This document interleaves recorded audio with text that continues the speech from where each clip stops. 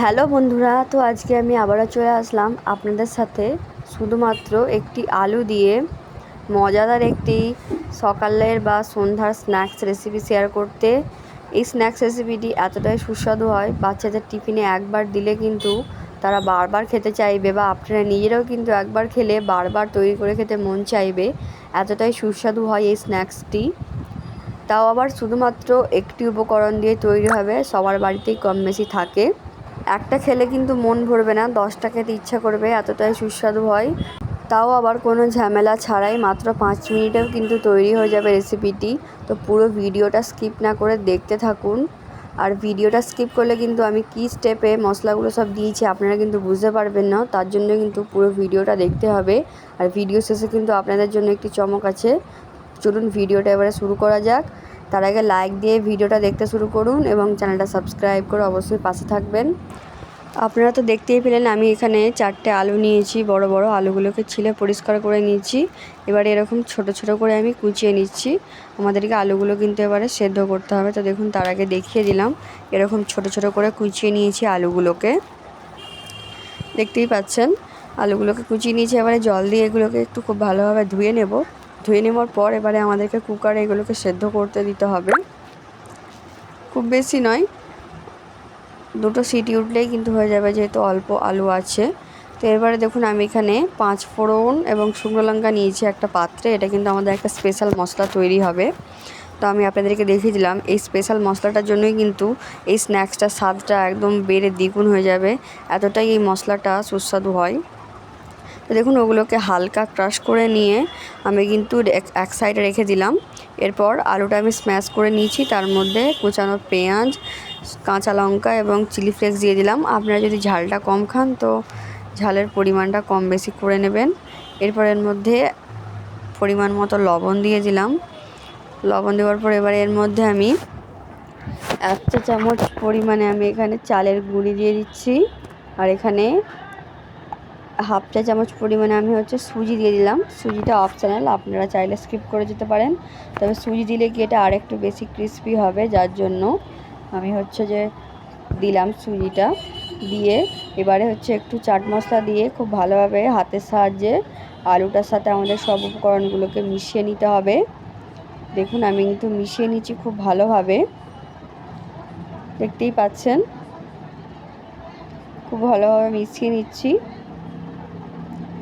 এটা কিন্তু হাতের সাহায্যে মেশাতে হবে, নাহলে কিন্তু আলুটার সাথে এই উপকরণগুলো সব মিশবে না ঠিকঠাক করে। তো এভাবে মিশিয়ে নেওয়ার পর এবারে আমি হাতে করে একটা গোল গোল করে বল করে নিচ্ছি। যেহেতু বললাম যে শেপ দেওয়ার তেমন কোনো ঝামেলা করতে হবে না, তো যার জন্য এরকম গোল গোল বল করে নিলাম।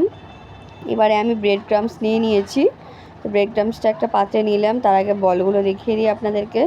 এরকম মিডিয়াম সাইজের আমি রেখেছি, আপনারা চাইলে এর থেকে আরেকটু বড় সাইজের, বা যদি অনেকগুলো তৈরি করতে চান তো এর থেকে একটু ছোট সাইজের তৈরি করে দিতে পারেন। বাচ্চাদের টিফিনের জন্য কিন্তু এটা একটা হেলদি রেসিপিও কিন্তু আপনারা বলতে পারেন, একদম ঝটফট তৈরি হয়ে যাবে। তো দেখুন এবারে এই সবগুলোকে আমি ব্রেড ক্রাম্বসের মধ্যে দিয়ে দিলাম, দিয়ে কোট করে নিচ্ছি। এবারে এখানে আমি বলি আপনারা চাইলে ময়দা স্লারিগুলো তার মধ্যেও কিন্তু দিতে পারেন, দিয়ে কোট করতে পারেন, বাট আমি আর অতটা দেখাচ্ছি না, নর্মালি ব্রেড ক্রাম্বস দিয়ে আমি কোট করে নিচ্ছি আপাতত। দেখুন ব্রেড ক্রাম্বস দিয়ে কিন্তু এগুলো একে একে কোট করে নিচ্ছি। তারপর দেখুন ব্রেড ক্রাম্বসটার সাথে খুব ভালোভাবে আটকে যাবে। তো দেখুন সুন্দরভাবে আমি কোট করে নিচ্ছি ব্রেড ক্রাম্বসের সাথে।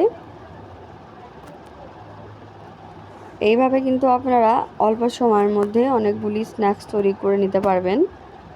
আর এটা কিন্তু আমি রেকমেন্ড করবো একবার অবশ্যই বাচ্চাদের টিফিনে আপনারা দিয়ে দেখবেন, তাহলে কিন্তু আপনারা ম্যাজিকটা দেখতে পাবেন। দেখুন এবারে আমি একটা প্যানেতে তেল গরম করতে দিয়ে দিয়েছি। এবার তেলে দিয়ে এগুলোকে আমাদেরকে হালকা করে গোল্ডেন ফ্রাই করে নিতে হবে। দেখতেই পাচ্ছেন এগুলোকে আমি গোল্ডেন ফ্রাই করে দিচ্ছি। দেখুন হালকা হালকা করে ভেজে নিচ্ছি, খুব বেশি আঁচে কিন্তু দেওয়া যাবে না, দিলে কিন্তু বলগুলো ফেটে যাওয়ার সম্ভাবনা থাকবে। তো মিডিয়াম টু হাই আঁচে দিয়ে প্রথমে আপনারা করবেন, আর খুব একদম লো আঁচে দিলেও কিন্তু এগুলো ফেটে যাবে। দেখুন আমি কিন্তু এগুলো এবারে লাল লাল করে নিয়েছি। একটা টিস্যু পেঁচে নিয়েছিলাম, তো টিস্যুর ওপরে এগুলো তুলে নিচ্ছি, যাতে যে এক্সট্রা যে অয়েলটা আছে সেটা যেন অ্যাবজর্ব হয়ে যায়। দেখতেই পাচ্ছেন কতটা এখন থেকেই টেম্পটিং দেখতে লাগছে, দেখেই কিন্তু খেতে ইচ্ছা করবে, এতটাই সুস্বাদু হয় এই বলগুলো খেতে। পটাটো বল বলে এগুলোকে। তো দেখুন এবারে একে একে আমি এগুলো এভাবে ভেজে সবগুলো তুলে নিচ্ছি। দেখতেই পাচ্ছেন আপনারা মাত্র 5 মিনিটের মধ্যে কতগুলো স্ন্যাক্স তৈরি হয়ে গেল, তাও আবার তেমন কোনো পরিশ্রম ছাড়াই। তো এবার এগুলো আপনারা যদি কেচাপ বা স্যালাডের সাথে পরিবেশন করেন তাহলে কিন্তু কোনো কথাই হবে না, দুর্দান্ত স্বাদের খেতে লাগবে। দেখুন আমি আপনাদেরকে দেখিয়ে দিচ্ছি কেচাপে ডুবিয়ে কতটা টেম্পটিং দেখতে লাগছে এগুলো। ভেঙে আপনাদেরকে দেখিয়ে দিচ্ছি ভেতরটা কেমন হয়েছে। ভিডিওটা দেখার জন্য ধন্যবাদ। চ্যানেলটাকে সাবস্ক্রাইব করে কিন্তু পাশে থাকতে ভুলবেন না। আর এরকম নিত্য নতুন রেসিপি পেতে কিন্তু বেল আইকনটা টিপে রাখবেন, যাতে আপনার কাছে আমার রেসিপিগুলো সবার আগে পৌঁছে যায়। এবং কমেন্টে জানাবেন আপনাদের এরকম চটজলদি রেসিপি দেখতে কেমন লাগে। তো আমি আরও এরকম নিত্য নতুন রেসিপি নিয়ে আসার চেষ্টা করব। ভিডিওটা দেখার জন্য ধন্যবাদ।